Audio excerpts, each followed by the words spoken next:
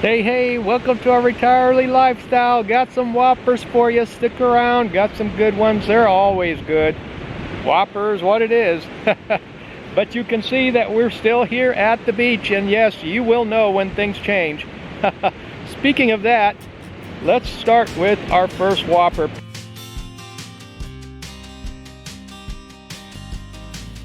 You know, there's people that are still taking a lot of risks and traveling right now. I've said to our viewers that we're very much grounded in where we're at, and we're toning down, or actually we're canceling. We've canceled our travel plans. There has been so much that has gone on in the last 3 years. You see even people on popular channels that are taking trips, and you know, barriers are coming down and this kind of thing. But it's not about focusing on negativity or whether the glass is half full or half empty. We're way beyond those superficial kind of arguments, and our channel always has gone beyond that kind of superficial arguments. And I think that when somebody brings the conversation to that level, I think they're always trying to just sweep things under the rug, and there's a lot of personality issues with that, where a lot of people just do that with things in life. But there are some things you can sweep under the rug, and there really aren't, the consequences aren't that serious. But other things, if you sweep them under the rug and then wish you hadn't, it becomes a really serious jam for you in life. So, such as the potential to be stuck in a country that you really don't want to be in. I mean, not that you don't want to be in, but that you don't have a choice on whether you can leave or not. I know that I have friends that couldn't leave certain countries without submitting to certain protocols which were invasive to their bodies, which was really strange times. But as the barriers are coming down, at the same time, you have Croatia that has named the WHO a terrorist organization, and this alleged organization, which is another whopper I'll talk about in a second, has come out and made threats to the global population, saying that the next pandemic is going to be much deadlier than what we've seen so far. Sounds like a threat to me. How about you? But do you remember just a handful of years ago? I remember it clearly because nobody put up a fuss, and you had these international consultants, people that had a following, that sent out newsletters, and we used to get the free newsletters, and they just grumbled and went along. And what happened is that you had unelected people that got together and called themselves legitimate sounding names like OECD, and then they started making rules for, this is when this all started years ago, and a lot of us just didn't notice that. But we were talking about this, and this whole European economic zone, this was put out as something that was for the people. So look at all the convenience you get. You get to travel from one country to another, and you get to do business. But at the same time, look at what's happening to the European zone now, where they get to claim the whole area under a particular dictatorship.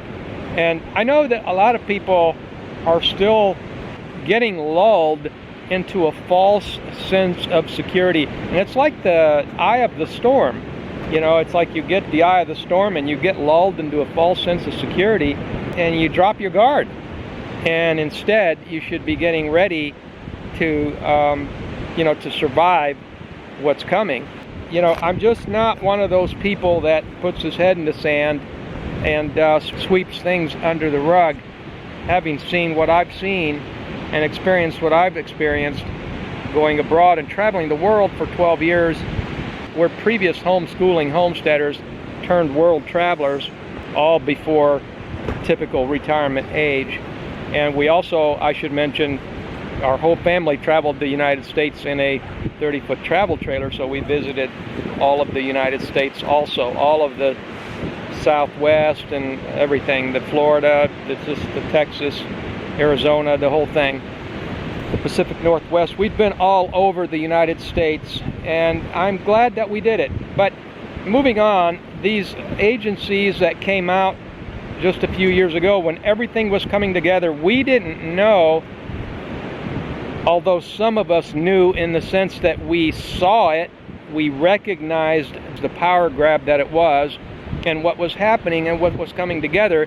But if you said anything about it, people thought you were just kind of conspiratorial or something. But here we are. Now the dictatorial WHO and those people in Europe, you know, doing one thing to another to the whole European zone.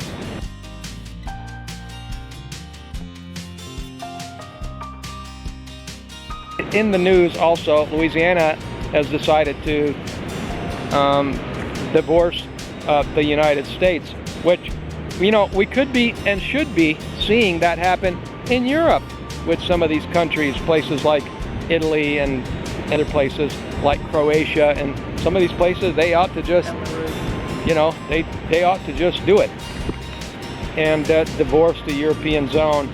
But don't you remember when they were setting regulations and rules, and these are unelected people who made them boss, and so they used the power of belief. I call it the power of belief because they have no standing in law. They have no standing in law. Nobody put them there, and they were making rules and they were enforcing them with the power of blacklisting. They would threaten to blacklist countries, and they had the cooperation of certain large corporations like banking and Visa, and like, for example, I remember Panama, first they came out, they blew up Panama with some ridiculous news story, you know, called it something fancy like the Panama Papers, and you know, these kind of shenanigans, that's just part of, you know, part of the world. But it was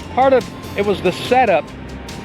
It was the environment under which, you know, people were told that, well, we need, isn't it always all about our protection and our own good? Places like Panama were told, well, you're going to get blacklisted and you won't be able to use, you know, people won't be able to use their Visa cards in your country and this kind of thing. And they caved in. And a lot of countries, and I dare say almost all countries, caved in under the power of this blacklisting from unelected people. I just hesitate to call them officials, but they, you know, use this power of blacklisting to corral these countries that were previously pretty free into, you know, becoming more and more communist. And so what is the solution? And yet people were really pretty oblivious to all of that happening, and those that were noticing it were, you know, they were pretty powerless to really say or do anything about it, other than just kind of grumble.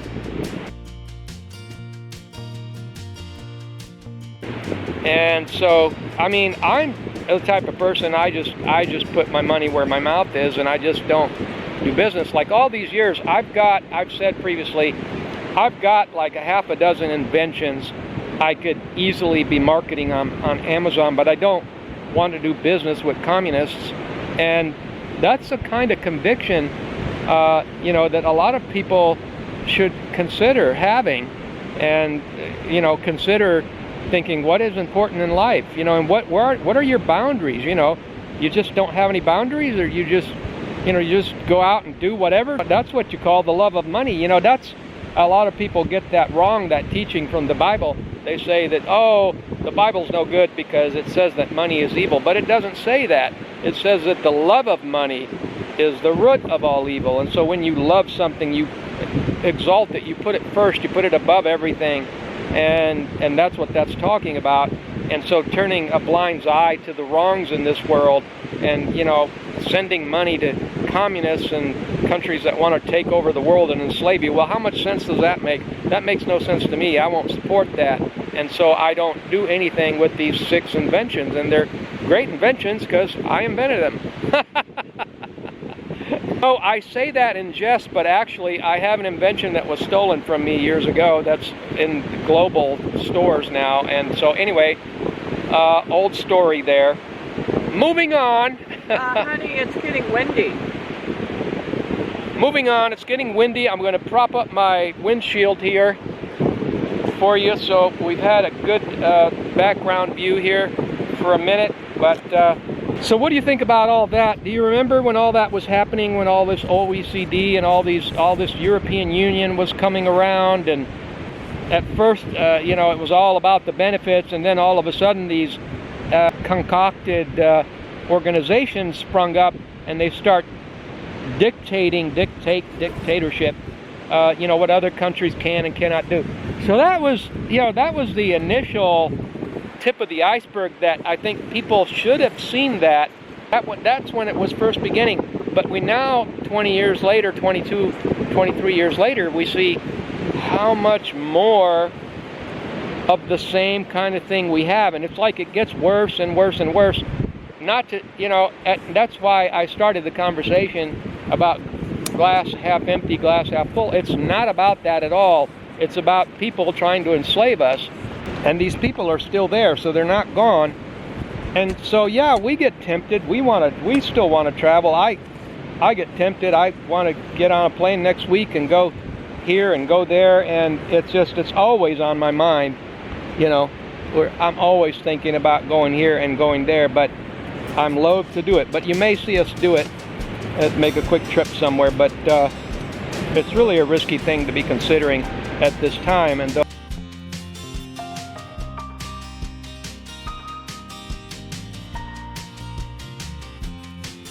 What's OEC? they set themselves up and call themselves world government, and nobody has elected them. And that's what I'm saying. And that was happening, you know, a quarter century ago already. And again, people just went along. And so until something happened and somebody's made a stand publicly and politically, and you know, and they won an election by surprise. So until that happened, most people were kind of asleep. But it's a good thing when people start waking up. And so, but moving on,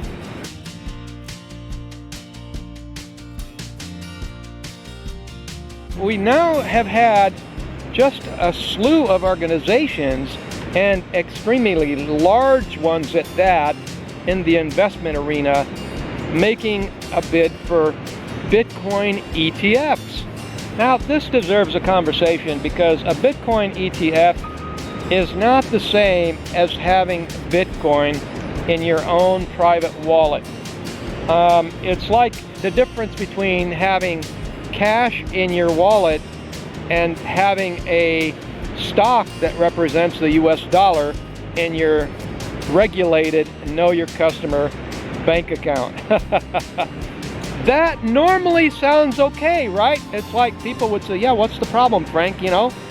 Well, gosh, have you been under a rock the last 3 years? And you know what's happening. But they say BlackRock is one of the largest corporations in the world. They have their hand into almost everything. And then Fidelity Investments is also on board with this. And they want to push this Bitcoin ETF thing. And the way it looks to me, this may all sound great. And Bitcoin did get some legs under it on the news. And it made a nice leap forward. And it looks like for now we're in the process of the third leg up on Bitcoin.